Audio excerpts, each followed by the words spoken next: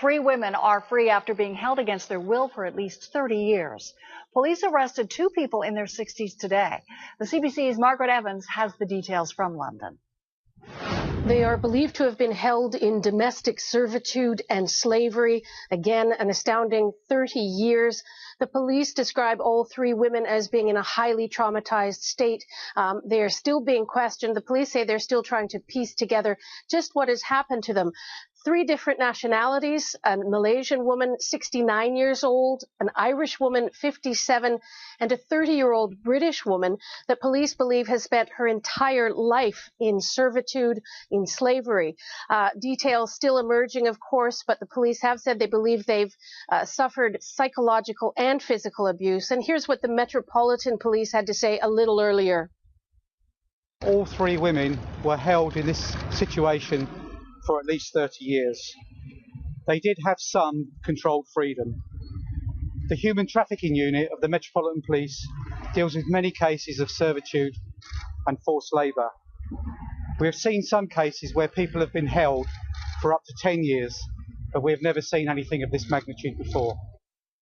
That's really what people are focusing on as well, the length of time. How could these women have been held that long in London without anybody noticing, without this coming to light before now? Just on that question, Margaret, after all that time, how in fact were they rescued? Apparently they saw a television documentary that was playing on forced marriages. That is said to have given one of the women, the 57-year-old Irish woman, the courage to make a phone call to one of the charities featured in the documentary, dealing with traumatized victims of slavery, abuse, forced marriage, honor killings. They made the call to that charity. The women were actually released or rescued last month. But it was such a sensitive issue, the charity had to be on the phone with them to convince them to give themselves up. They were living in that kind of state of psychological fear, is what the police are saying.